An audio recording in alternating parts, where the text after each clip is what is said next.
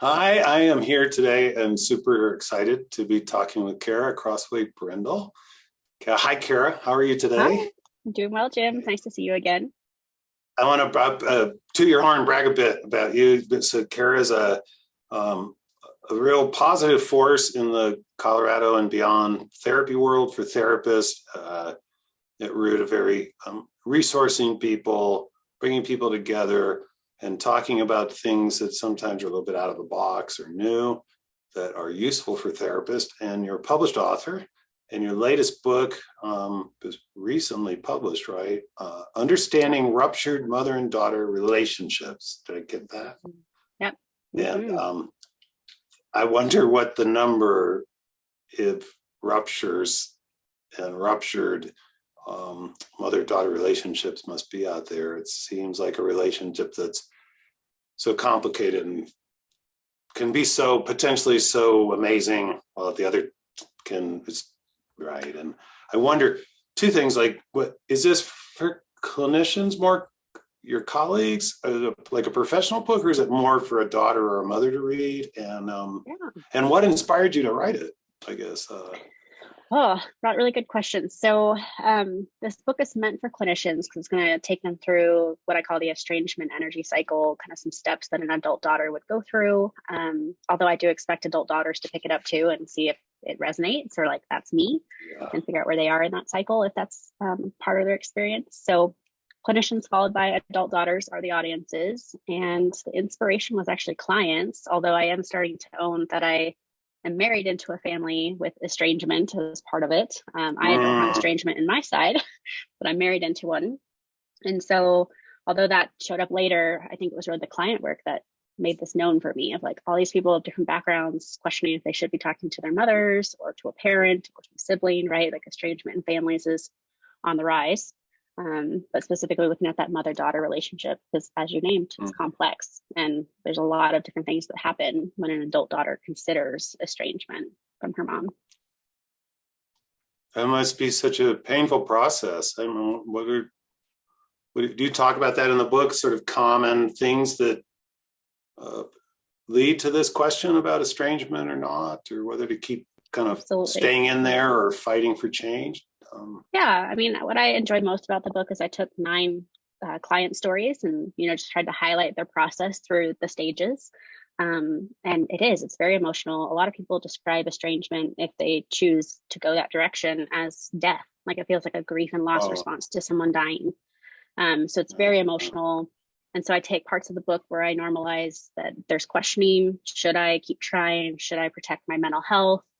So I come at this from the lens of abuse, trauma, neglect, attachment trauma as possible reasons that a woman might be thinking about this. And then from there, right. go through these stages where they might say estrangement is what I'm pursuing or no, it's not.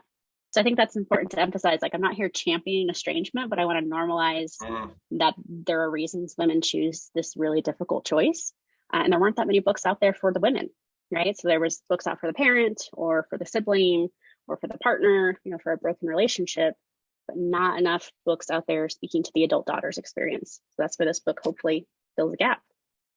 Yeah, it sounds like it in your energy about it. That estrangement energy cycle. And I think you're not talking about something kind of ethereal or metaphysical. You're talking about something very concrete. Mm-hmm. Can you say just a little bit more about that? I mean, obviously, I want people to go read the book and get the depth of the ideas of what you're talking about. But what is energy, estrangement energy cycle? That just gets me thinking. I'm wondering, yes, a bit Yeah, more. yeah. And looking at just the women's experiences, I was able to conceptualize kind of like these set stages that they might work their way through.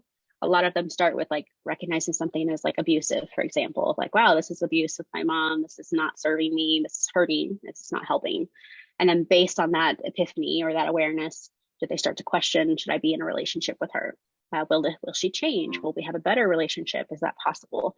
From there, there's usually a rupture, which tends to be when clients come into therapy, is somewhere in that stage of like rupture versus questioning of like, am I a bad person? I'm supposed to love my mom.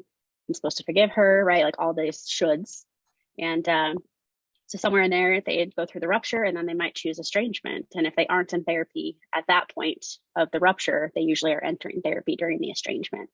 because as we named, it's emotional and it feels like a death. So from there, they might go from estrangement to redefining their self-worth, looking at new identity processes, some grief and loss work, of course. And then, of course, in therapy, the deeper processing of like, what are these patterns? Is there generational trauma? Is this patriarchy? Like some of the things that might be contributing. And so that's just a quick overview. There's actually like 9 stages to the model. But that's powerful though. Just it seems like reading that book would make me more aware as a therapist to tend to maybe the client is not directly coming in because of an estrangement or there's, it sounds like a dilemma. I'm hearing a dilemma. This is my mom. There's a bond here. You know, there's connection. They've been important to me, been in my life, my whole life. Plus our ideas about mother-daughter relationships come in, cultural factors, religious, you know, all sorts of things that could lead to like, are you a terrible person? Type if you estranged from your mom, right? Yeah. I know you addressed that, but then also as a therapist, it sounds to me if I read that book, it's going to increase my knowledge that I might hear if a daughter's talking sort of around the edges about, I've had a lot of loss, and they haven't mentioned their mother once, you know, and they talk a lot about their mother-in-law. And I noticed you don't talk about your mom, what happened, and to be prepared. It might also help prep a therapist, because I think sometimes when people first encounter things like this, they're kind of shocked and they go to their relationship.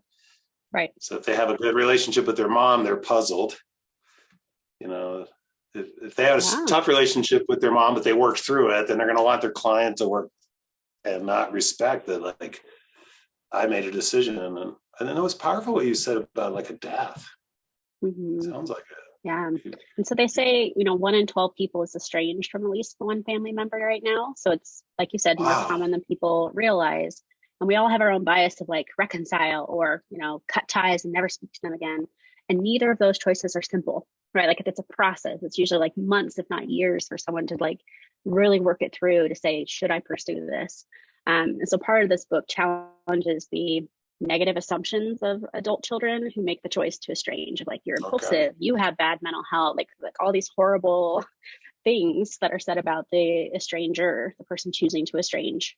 And so I question and challenge all those in this book as well, because I wanted to name, like, from that mental health side, like, let's just hold some compassion and some neutrality, because it's their experience, it's their choice, and it's never impulsive. It's very much like this long grief, drawn out, and finally, you know, like anticipatory grief, and then finally it happens. And then even after that, it's not like it's done. Every holiday, every milestone, every birthday, it comes right back to the surface. Wow, I just feel it. That's, well, it sounds like a powerful book. It's available. You can go to Amazon or like barnesandnoble.com and stuff. And Amazon, it's through the publisher, which is Rowman and Littlefield. It's my first publisher experience. That's exciting. But also on Amazon, paperback, Kindle versions. So I'd love for people to check it out. It's got all sorts of clinical resources. I think I have 24 therapeutic tools that people can utilize in their therapy practice working with someone going through this. And then some questions for like group work. And I try to think of all the angles of how clinicians might support someone through estrangement, if that's a choice they make. I like that so much about your work. You so often just, let's not just identify or define problems. Let's look at how we can work with and be in it with and be useful on the journey. Hey, Kara, I want to thank you for the book and for your continued contributions to the field. And I encourage anyone that's working with mothers and daughters to find it, read it, and then give Kara that 5-star review on Amazon and Google and stuff, because we live in a 5-star review world. So if you like it, shout it out, tell your colleagues. And I look forward to talking to you. I know you're already working on another book, I imagine. And I am. Maybe, we'll be talking about that soon. Yes. Thanks Thank you, again. Jim. Thank you. Oh.